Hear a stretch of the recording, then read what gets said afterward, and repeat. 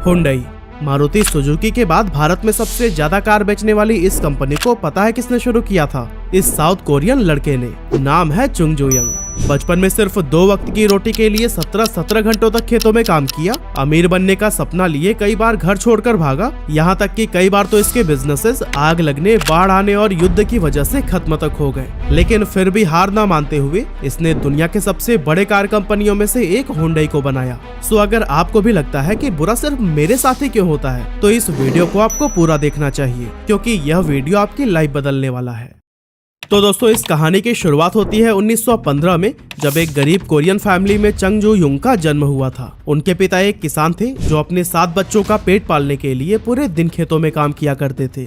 यूं तो चुंग जो यंग का सपना पढ़ लिख कर एक टीचर बनने का था, लेकिन गरीबी इतनी थी कि कई बार तो भूखे पेट ही सो जाना पड़ता था। ऐसे में अच्छी एजुकेशन लेना उनके लिए एक खूबसूरत सपने से ज्यादा कुछ भी नहीं था। खराब फाइनेंशियल कंडीशन के चलते चंग अपने पिता के साथ दिन भर खेतों में ही काम करते हुए बिताते। इसके अलावा कभी वो जानवरों को चराने का काम करते, तो कभी लकड़ियां काटकर उसे शहर बेचने लेकर जाते। लेकिन जब वो सिटी लाइफ को देखते थे तब उन्हें बहुत हैरानी होती थी। साफ सुथरे लोग, खूबसूरत कपड़े, अच्छे रोड और खाने की तो कोई कमी ही नहीं। ये सब देखकर उनके मन में भी ख्याल आता था कि अगर वो भी शहर चले जाएं तो एक अच्छी जिंदगी गुजारने लगेंगे। लेकिन समस्या ये थी कि अपने 16 साल के बच्चे को उनके माता पिता अकेले जाने ही नहीं देंगे। उसी दौरान चंग जो यंग के हाथ में एक न्यूज़पेपर लगा, जिसमें खबर छपी थी कि पास के शहर में कंस्ट्रक्शन का प्रोजेक्ट चल रहा है और इसके लिए वर्कर्स की जरूरत है। और जैसा कि उन्हें पता ही था कि उनके मम्मी पापा तो उन्हें जाने नहीं देंगे, इसीलिए वो बिना किसी को बताए 1932 में घर से भाग गए। इसके बाद से वो नोन शहर पहुंचे, जहां उन्हें कंस्ट्रक्शन प्रोजेक्ट में मजदूरी के लिए रख लिया गया। अब यहाँ काम जितना मुश्किल था, मिलने वाले पैसे उतने ही कम। इसके बावजूद चंग जो यंग ये सोचकर सेटिस्फाइड थे कि पहली बार वो अपने दम पर कुछ कर रहे हैं। हालांकि उनकी ये खुशी ज्यादा दिनों तक कायम नहीं रही, क्योंकि घर छोड़ने के बाद से ही उनके माता पिता इन्हें पागलों की तरह ढूंढ रहे थे। और फिर आखिरकार 2 महीनों के बाद चंग उन्हें मिल ही गए। पिता ने उन्हें डांट लगाई, समझाया और जैसे तैसे मनाकर अपने साथ घर लेकर आए। अब चंग घर आकर फिर से वही खेतों में काम, जानवरों को चराना और लकड़ियां काटने जैसे पुराने कामों में लग गए। लेकिन इस सब में उनका दिल बिल्कुल भी नहीं लग रहा था। हर वक्त दिमाग कंस्ट्रक्शन साइट पर ही रहता था। वहाँ बिताए गए वो पलों को याद करते थे, जिसके चलते धीरे धीरे उनके मन में कंस्ट्रक्शन और इस जैसे प्रोजेक्ट से उन्हें लगाव होने लगा। अब चंग जो यंग के घर वापस आने से फैमिली तो बहुत खुश थी, लेकिन चंग को अपने पुराने रूटीन में घुटन सी महसूस होने लगी, मानो जैसे शहर उनका इंतजार कर रही हो। इसी के चलते वो 2 बार और घर छोड़कर भागे। लेकिन फिर से कुछ दिनों तक शहर में काम करने के बाद उनके पिता उन्हें ढूंढ लिया करते थे और फिर न चाहते हुए भी चंग को घर वापस आना पड़ता था। हालांकि इसके बाद उन्होंने फिर से एक बार हिम्मत जुटाई और 18 साल की उम्र में चौथी बार घर छोड़कर सियोल चले गए, जो कि फिलहाल साउथ कोरिया की राजधानी है। यहाँ पहले तो इन्होंने कंस्ट्रक्शन साइट पर एक मजदूर का काम किया, लेकिन फिर कुछ समय के बाद उन्हें एक फैक्ट्री में जॉब मिल गई, जहाँ पर चंग एज असिस्टेंट काम करने लगे। इस तरह यहाँ काम करते करते कुछ ही दिनों में उन्हें बोखयुंग राइस स्टोर नाम की एक चावल की दुकान में अच्छी सैलरी पर डिलीवरी बॉय की जॉब मिल गई और यहाँ से उनके लाइफ में पॉजिटिव बदलाव आना शुरू हुआ। चंग जो यंग अपने काम को खूब एंजॉय कर रहे थे और अपनी पूरी लगन व ईमानदारी के साथ अपनी ड्यूटी निभा रहे थे, जिसे देखकर स्टोर के मालिक उनसे खूब इम्प्रेस हुए और फिर सिर्फ 6 महीनों में ही उन्हें डिलीवरी बॉय से शॉप का मैनेजर बना दिया गया। फिर आया 1937, जब शॉप के मालिक बहुत बीमार पड़ गए और उनमें इतनी भी ताकत नहीं बची थी कि वो आगे के कामकाज को संभाल सके। ऐसे में उन्होंने अपना ये राइस स्टोर चंग के हाथों में सौंप दिया। इस तरह से सिर्फ 22 साल की उम्र में चंग अपनी मेहनत के दम पर राइस स्टोर के एम्प्लॉय से उसके मालिक बन गए थे और फिर उन्होंने इस स्टोर का नाम बदलकर क्योंगिल राइस स्टोर रख दिया।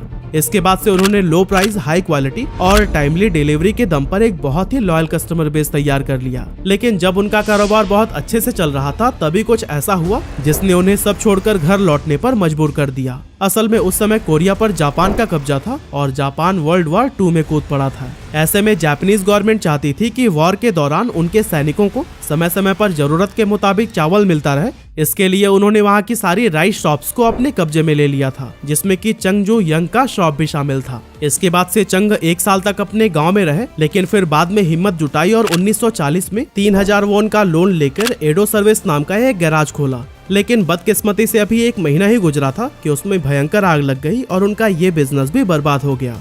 अब चंग के सामने सबसे बड़ी प्रॉब्लम थी लोन को चुकाना और कस्टमर्स को जले हुए व्हीकल्स का मुआवजा देना। काफी सोचने समझने के बाद उन्होंने वापस से 3500 वॉन का लोन लिया और पहले से भी ज्यादा बड़ा गैराज ओपन किया। चंग बहुत ज्यादा मेहनती थे, जिसके चलते इनका काम कस्टमर्स को पसंद आने लगा और सिर्फ 3 सालों में ही उन्होंने इतना प्रॉफिट कमाया कि अपने सारे लोन्स रीपे कर दिए और साथ ही घर वालों को मनाकर अपने साथ शहर लेकर आए। इस समय तक इनका कारोबार खूब चल रहा था और इनके एम्प्लॉयज की संख्या 1 से शुरू होकर 80 तक पहुंच चुकी थी। लेकिन उनका ये सुनहरा दौर ज्यादा दिनों तक नहीं चला। एक्चुअली जापानीज गवर्नमेंट ने वॉर में यूज होने वाले इक्विपमेंट बनाने के लिए उनके गैराज को एक स्टील प्लांट के साथ में मर्ज कर दिया। यानी कि एक बार फिर से चंग वहीं आकर खड़े हुए जहां से उन्होंने शुरुआत की थी। एक तरफ तो गैराज छिन जाने का दुख, ऊपर से सियोल में बढ़ता तनाव। इसे देखते हुए वो अपनी फैमिली के साथ गांव वापस चले आए। लेकिन अच्छी बात ये थी कि चंग ने 50,000 वॉन की सेविंग कर रखी थी, इसीलिए उनके अंदर थोड़ी हिम्मत थी कि वो वापस से अपना कारोबार शुरू कर सकते हैं। बस इंतजार था तो वॉर खत्म होने का। साल 1946 में सेकेंड वर्ल्ड वॉर का अंत हुआ और कोरिया जापान के कब्जे से आजाद हो गया। इसी साल चंग ने सियोल में वापसी की और एक बार फिर से अपना गैराज स्टार्ट किया, जिसका नाम रखा गया हुंडई मोटर सर्विस। जापान को वर्ल्ड वॉर 2 में हराने के बाद साउथ कोरिया में यूएस का इन्फ्लुएंस काफी बढ़ गया था, जिसकी वजह से चंग को यूएस आर्मी के ट्रक रिपेयरिंग का काम मिल गया। इसके कुछ समय के बाद उन्होंने नोटिस किया कि अमेरिका अपने मिलिट्री फोर्सेस के लिए बड़ी संख्या में बिल्डिंग्स बना रहा है, जिसे देखकर उनका कंस्ट्रक्शन का वो पैशन दोबारा से जग गया जो कि बचपन में उन्होंने एक्सपीरियंस किया था। इसी के चलते उन्होंने साल 1947 में हुंडई सिविल इंडस्ट्री की शुरुआत की और छोटे मोटे कंस्ट्रक्शन प्रोजेक्ट का कॉन्ट्रैक्ट लेने लगे। अगले 3 सालों में ही उन्होंने अपने बिजनेस को काफी एडवांस कर लिया और अब तो उन्हें कई सारे बड़े बड़े प्रोजेक्ट्स भी मिलने लगे थे। लेकिन दोस्तों, जो चंग का स्ट्रगल है ना, वो यहीं पर खत्म नहीं हुआ, क्योंकि जून 1950 में नॉर्थ कोरिया और साउथ कोरिया के बीच में वॉर शुरू हो गया। नॉर्थ कोरिया साउथ कोरिया पर भारी पड़ने लगा और उसकी मिलिट्री फोर्सेस ने सियोल को कब्जे में लेने के लिए उसकी घेराबंदी शुरू कर दी। ऐसे में वहाँ के लोगों में दहशत फैल गई और सब शहर छोड़कर भागने लगे। इसमें चंग भी शामिल थे, जो कि सारा कारोबार छोड़कर कुछ सेविंग्स के साथ जान बचाने के लिए बुसन शहर चले गए। इस जंग में यूएस मिलिट्री फोर्स ने साउथ कोरिया का भरपूर साथ दिया और वॉर के दौरान ही चंग ने नोटिस किया कि मिलिट्री फोर्सेस को बड़ी संख्या में वेयर हाउस, आर्मी हेडक्वार्टर और टेंट की जरूरत है। यहाँ चंग को एक बड़ी अपॉर्चुनिटी नजर आई और वो एक छोटा सा ग्रुप बनाकर इन प्रोजेक्ट्स में भी काम करने लगे। चंग ने हर छोटे बड़े प्रोजेक्ट्स के लिए काम किया। कई सारे प्रोजेक्ट्स में तो उन्हें लॉस भी हुए, लेकिन इसके बावजूद उन्होंने समय पर काम पूरा करके यूएस ऑफिशियल्स का भरोसा जीत लिया। अब 1952 में जंग तो खत्म हो गई, लेकिन उस वक्त तक अमेरिकन से चंग की प्रोफेशनल रिलेशनशिप काफी स्ट्रांग हो चुकी थी, जिसके चलते उन्हें बाद में भी उनसे प्रोजेक्ट मिलते रहे। अब इस बार वॉर में साउथ कोरिया में बहुत तबाही फैली थी, इंफ्रास्ट्रक्चर की धज्जियां उड़ गई थी, जिसके बाद से गवर्नमेंट उसे दोबारा से रिबिल्ड करना चाहती थी। और दोस्तों, साउथ कोरिया के रीडेवलपमेंट में हुंडई सिविल इंडस्ट्री का बहुत मेजर रोल रहा और उन्हें कई सारे बड़े बड़े प्रोजेक्ट्स मिले, जिनमें कि कई सारे एक्सप्रेसवेज, कोरियन न्यूक्लियर प्लांट और डैम शामिल थे। इसके बाद से 1960s में कोरियन गवर्नमेंट एक ऐसी पॉलिसी लेकर आई जिसने कि हुंडई को कार रिपेयरिंग से एक कार मैन्युफैक्चरिंग कंपनी बनाने में बहुत मदद की। असल में गवर्नमेंट ने वहाँ की इकोनॉमी को मजबूत बनाने के लिए ये नियम बना दिया था कि कोई भी फॉरेन ऑटोमोटिव कंपनी तभी साउथ कोरिया में बिजनेस कर सकती है जब वो किसी लोकल कंपनी के साथ में टाई अप करे। इस रूल ने हुंडई के लिए एक नई अपॉर्चुनिटी ओपन कर दी और चंग ने इसको मिस न करते हुए 1967 में हुंडई मोटर कंपनी की शुरुआत की। इसके एक साल बाद यानी 1968 में हुंडई ने फोर्ड के साथ पार्टनरशिप कर ली और उल्सान शहर में 6 महीने के अंदर एक बहुत बड़ा असेंबली प्लांट बनाकर तैयार कर दिया, जो कि आज भी दुनिया की सबसे बड़ी ऑटोमोबाइल प्लांट है। इसके annual production capacity 1.6 million unit है और इसमें दुनिया के अलग अलग हिस्सों से आए 75,000 हाईली स्किल्ड एम्प्लॉयज काम किया करते हैं। खैर, फोर्ड के साथ ज्वाइंट वेंचर में हुंडई ने उसकी फेमस कार फोर्ड कॉर्टिना के तर्ज पर हुंडई कॉर्टिना को लॉन्च किया। लेकिन दोस्तों, फोर्ड क्योंकि एक अमेरिकन कंपनी है, जिसकी कॉर्टिना भी वहीं के सड़कों के लिए डिजाइन की गई थी। वहीं साउथ कोरिया की सड़कें वॉर में मिलने वाले गड्ढों से अभी पूरी तरह से उभर नहीं पाई थी। ऐसे में हुंडई कॉर्टिना कंपनी के लिए बहुत बड़ी फेलियर साबित हुई। कंपनी को इससे काफी नुकसान हुआ और लोग रिफंड की डिमांड करने लगे। लेकिन इससे पहले कि चंग इन सभी प्रॉब्लम से निपट पाते, 1969 में एक ऐसी भयानक बाढ़ आई जिसमें कि उल्सान का पूरा असेंबली प्लांट ही डूब गया। नई तैयार की गई कार्स में भी पानी भर गया और कंपनी को बंद करने तक की नौबत आ गई। लेकिन दोस्तों, चंग ने अपनी जिंदगी में इतना फेलियर देखा था कि अब मानो इन सब की उन्हें आदत सी हो गई थी। उन्होंने फिर से प्लांट को शुरू किया और हर तरह की प्रॉब्लम्स पर काम करके दोबारा से हुंडई कॉर्टिना को मार्केट में उतारा, जो कि इस बार काफी सक्सेसफुल हुई। हालांकि 1974 में एक और भी प्रॉब्लम थी जो कि चंग का इंतजार कर रही थी। असल में हुंडई का अपने नाम से कार को लॉन्च करना फोर्ड को बिल्कुल भी पसंद नहीं आ रहा था, क्योंकि साउथ कोरिया में फोर्ड को पहचान नहीं मिल पा रही थी। इसके चलते दोनों कंपनियों के बीच कॉन्फ्लिक्ट शुरू हो गया और 1974 में फोर्ड ने हुंडई के साथ कॉन्ट्रैक्ट को खत्म कर दिया। अब अचानक से फोर्ड का जाना हुंडई के लिए मानो सब कुछ बर्बाद कर देने वाला था, क्योंकि उस समय तक हुंडई के पास कार मैन्युफैक्चरिंग की टेक्नोलॉजी थी ही नहीं और इसके लिए वो अभी तक फोर्ड पर ही रिलाय करते थे।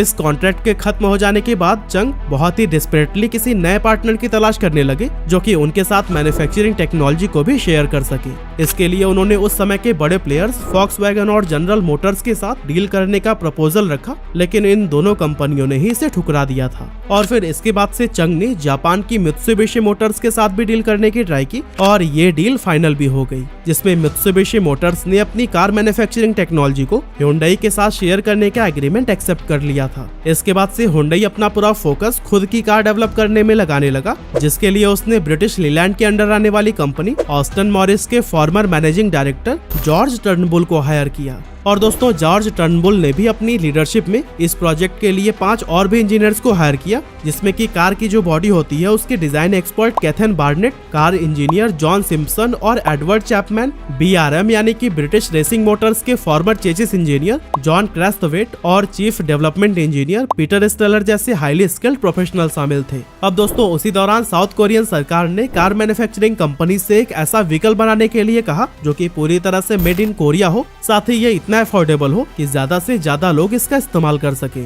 इसी को माइंड में रखते हुए कंपनी ने एक नया प्लांट सेटअप किया और हुंडई के इंजीनियर्स गवर्नमेंट की सारी बातों को ध्यान में रखकर कार मैन्युफैक्चरिंग करने लगे। फाइनली 1975 में हुंडई ने अपनी पहली सेल्फ मेड कार को लॉन्च किया, जिसका नाम रखा गया था पॉनी। ये अफोर्डेबल होने के साथ ही हाईली परफॉर्मेंस और बेहतरीन डिजाइन वाली कार थी। पॉनी साउथ कोरिया में इतनी सफल हुई कि कुछ ही समय में इसने वहां की कार मार्केट का 60% हिस्सा कैप्चर करके हुंडई को वहां की सबसे बड़ी कार कंपनी बना दिया। इस सफलता के बाद से चंग ने 3 लाख कार मैन्युफैक्चरिंग करने का फैसला लिया, जिसके बाद से हर कोई इसे एक बेवकूफी भरा डिसीजन कहने लगा, क्योंकि साउथ कोरिया की टोटल मार्केट डिमांड सिर्फ 30,000 कार्स की थी। ऐसे में 3 लाख कार्स का मैन्युफैक्चर करने का तो कोई मतलब ही नहीं बनता था। लेकिन दोस्तों, चंग तो यहाँ पर कुछ बड़ा ही सोच रहे थे, क्योंकि उन्होंने अपनी नई कार्स को साउथ कोरिया से निकालकर फॉरेन मार्केट में भी लॉन्च कर दिया।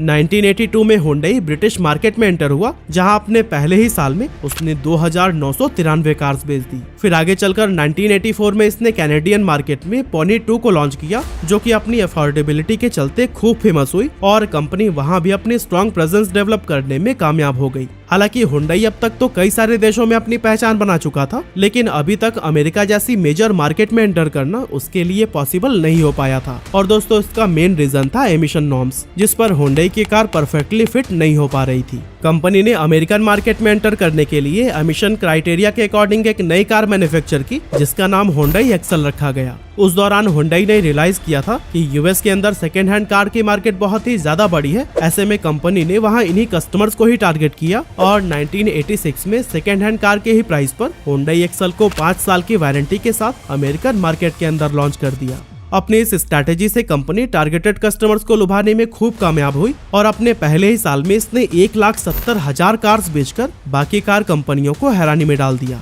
लेकिन दोस्तों, इस आंकड़े में अगले साल और भी ज्यादा उछाल देखने को मिला, क्योंकि 1987 में हुंडई की वहां पर 2,60,000 कार सेल हुई थी, जिसके चलते इन दोनों सालों में एक्सल अमेरिका की टॉप सेलिंग कार रही थी। अब दोस्तों, एक्सल कार ने हुंडई को उसकी प्रेजेंस स्ट्रॉन्ग बनाने और ग्लोबल लेवल पर एक मेजर कार कंपनी के रूप में पहचान दिलाने में हेल्प तो की, लेकिन कार की अफोर्डेबिलिटी और कुछ टेक्निकल इश्यूज की वजह से कुछ समय बाद इसे एक चीप कोरियन ब्रांड कहा जाने लगा। अब दोस्तों, इस इमेज से कंपनी को बाहर निकालने के लिए इंजीनियर्स ने खूब एक्सपेरिमेंट किए, कई सारे R&D सेंटर्स खोले गए और काफी रिसर्च के बाद 1990s के दौरान हुंडई सोनाटा और हुंडई एक्सेंट जैसे कई सारे फ्यूचर लोडेड कार मार्केट में उतारी गई। और दोस्तों, ये सभी कार बहुत ज्यादा सक्सेसफुल रहे थे, साथ ही इससे वर्ल्ड वाइड कंपनी की रेपुटेशन भी काफी ज्यादा बढ़ गई। अब दोस्तों, अगर आज की बात करें तो हुंडई दुनिया के टॉप 100 मोस्ट वैल्यूएबल ब्रांड्स में शामिल है। साथ ही ये टोयोटा और फॉक्सवैगन के बाद प्रोडक्शन के मामले में दुनिया की 3rd largest car maker company है, जिसका बिजनेस 193 कंट्रीज में फैला हुआ है। लास्ट ईयर हुंडई ने world wide 6.845 million unit sale की थी, जिसमें से 8,07,067 यूनिट तो सिर्फ इंडिया में बेचकर ही कंपनी ने एक नया रिकॉर्ड बना दिया था। फिलहाल ये इंडिया में दूसरी सबसे बड़ी कार मेकर है, जो कि महिंद्रा और टाटा जैसे स्वदेशी कंपनियों को भारी टक्कर देती है। तो दोस्तों इस तरह से चंग जू यंग की हार न मानने वाली जिद ने हुंडई को न सिर्फ दुनिया के टॉप ब्रांड्स में शामिल कराया, बल्कि साउथ कोरिया के डेवलपमेंट और इकोनॉमी में भी बहुत बड़ा कंट्रीब्यूशन दिया।